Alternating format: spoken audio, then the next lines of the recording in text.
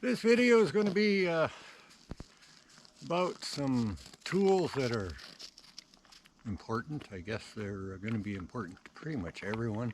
If you decide to go and live off-grid, whether you're just off-grid or whether you're way remote off-grid, there's some tools that you have to have, and some people might think it's easy. Some people might think it's way too hard, but it's just actually getting out and getting some exercise. You know, if you're going to be off-grid, you're going to be cutting firewood. You see behind me, I have a little stack up there. If you've watched any previous videos, some cutting I've done, just give me kind of what tools that you really need. And off-grid, of course, a good 4x4 truck is important. The skidoo I'm sitting on is important.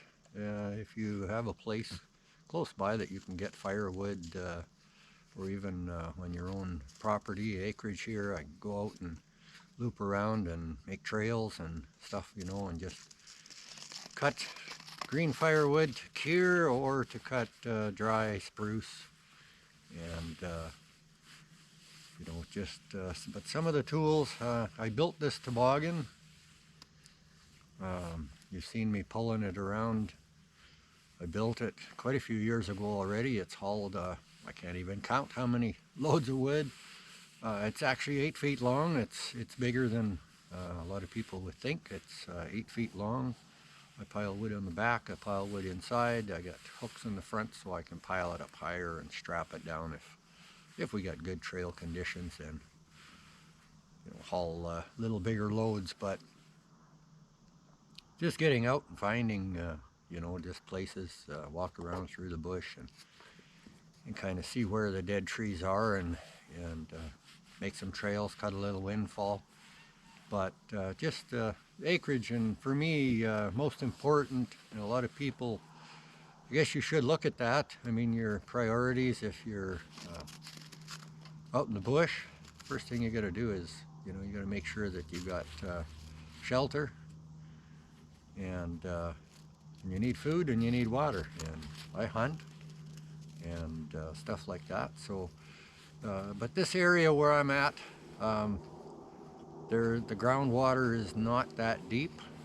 It is drinkable, but it does have a lot of sodium and it does have a lot of iron in it. I've had mine tested.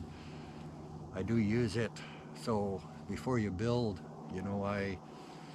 I dug a well here, and then I built my cabin over top of the well, so I never have to worry about it freezing up. If it should go dry, well, I guess it goes dry. I mean, you have to, look at that down the road. But this area, the water table is up and down, so I've never had a problem with water. I'm going to be doing a little cabin tour, kind of what I got going, but water is very important. I mean, I don't like to have to haul it.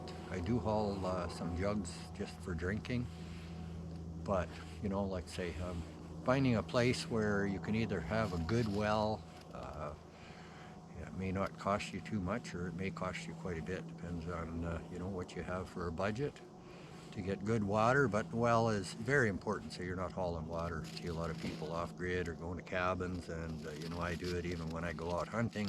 You got to pack up a bunch of water jugs, take with you, and if you bounce them too hard, they break, and then you're out there with shortage of water. And so, but yeah, some of the things, and just to understand solar power.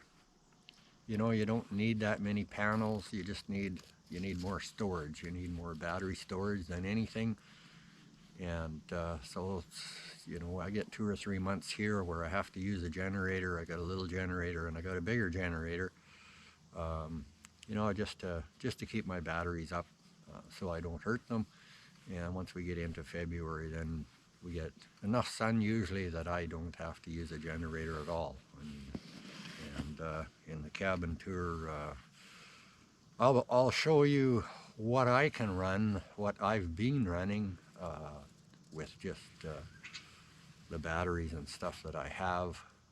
and it works for me. So this video is, I'm going to try and keep it a little shorter here, but just show you some of the tools and stuff that I have.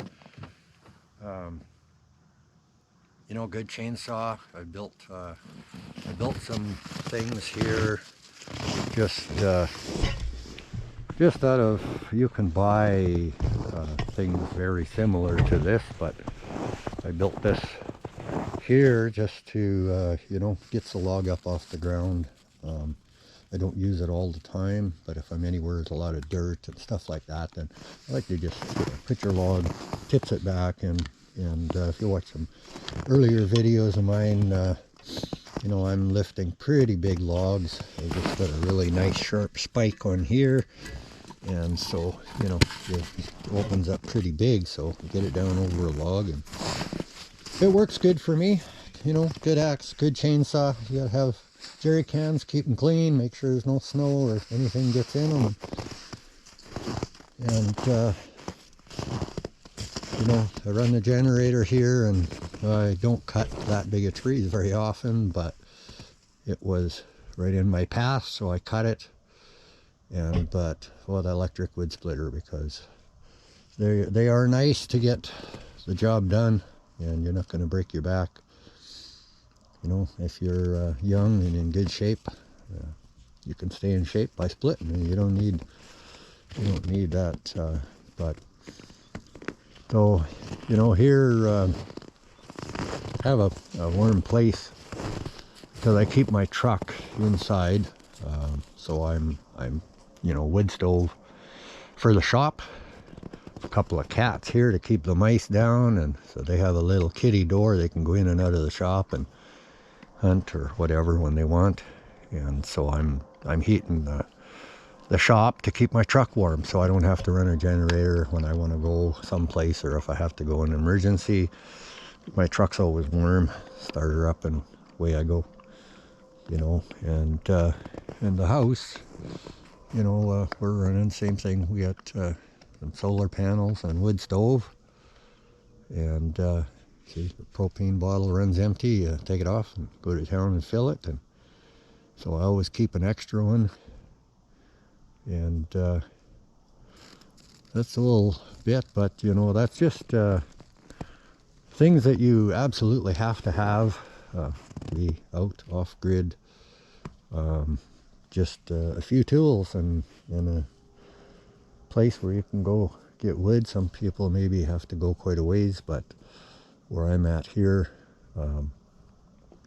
there's some big sloughs, crown land close by, and you know, trees are dead around, stuff like that. So, you know, in summertime I have my quad, and you can see over there by the shed, I've actually got a couple of trailers, a single axle and a tandem, you know, just to, so I can haul wood in the summer, but I try not to. I try to save that time, maybe get a chance to get away fishing. I don't want to have to say, well, I can't because I got to go cut wood. So when the weather's anywhere between, you know, as long as it's warmer than -20, it's not bad out for cutting, and you dress accordingly so you don't get sweated up and that kind of thing. So, you know, I put a big jacket on, I skidoo out, take the big jacket off, and work in my coveralls, or you know, with a light coat, and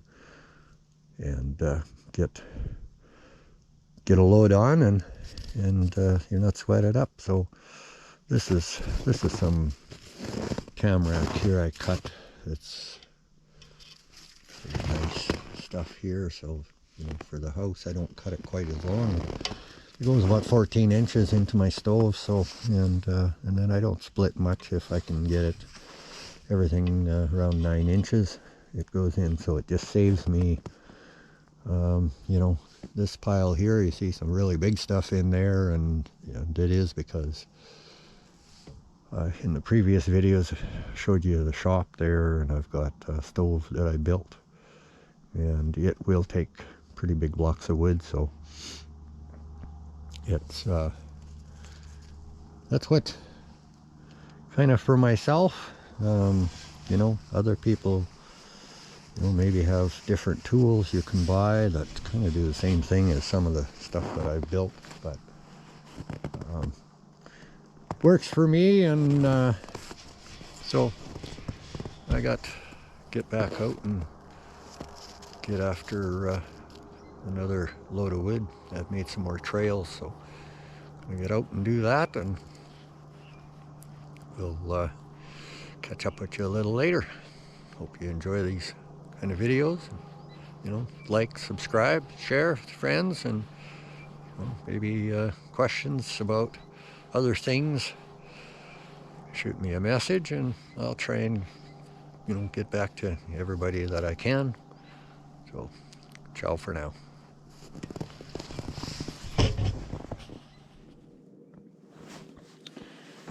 Well, made a little bird's mouth here. Got a nice tree. This is nice. Here we got a couple more here. Nice and dry. This one's got lots of branches on it, but he is very dead. So a little bit red in the middle, hopefully better further up. I'm going to try and follow it over there beside that wood pile. Not on my skidoo, it's through the trees. I'm hoping it's far enough away. So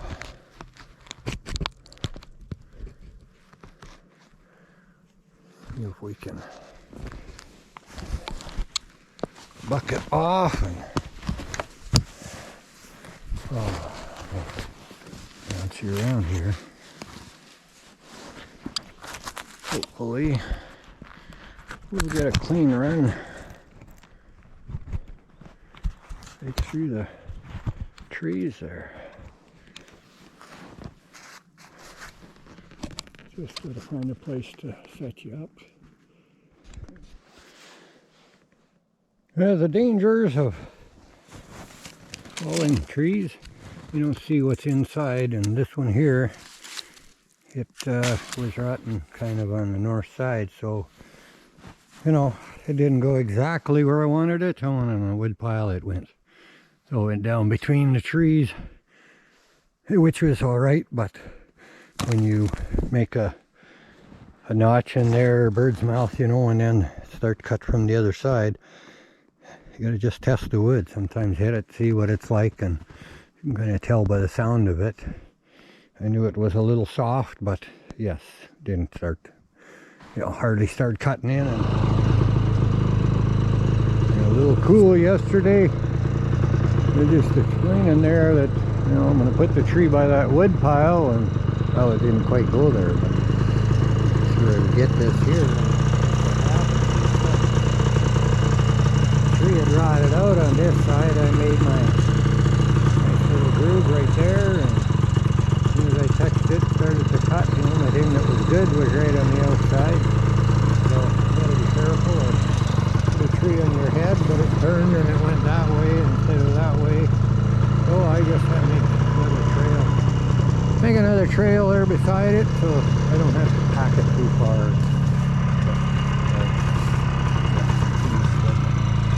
Here's some nice wood. That one will fit in the stove.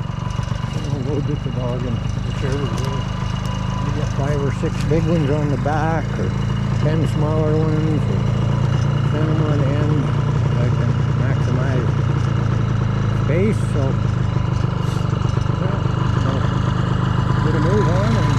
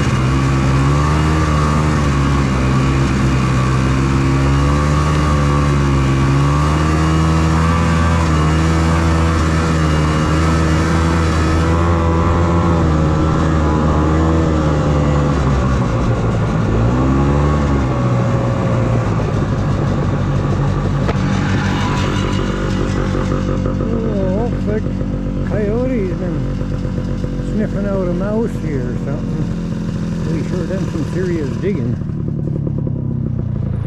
But yeah, she's trail's a little rough. Otherwise, I used to put straps on and put a bigger load. I put plywood in the side, and I got hooks here that I hook from there up to the holes in the back, and I can pile, you know, like that. And the skidoo will pull it, but not as much snow this year, so one of my trails are pretty rough. So we just take what we can without destroying things too bad, and go unload this one, and I got 2 or 3 more that are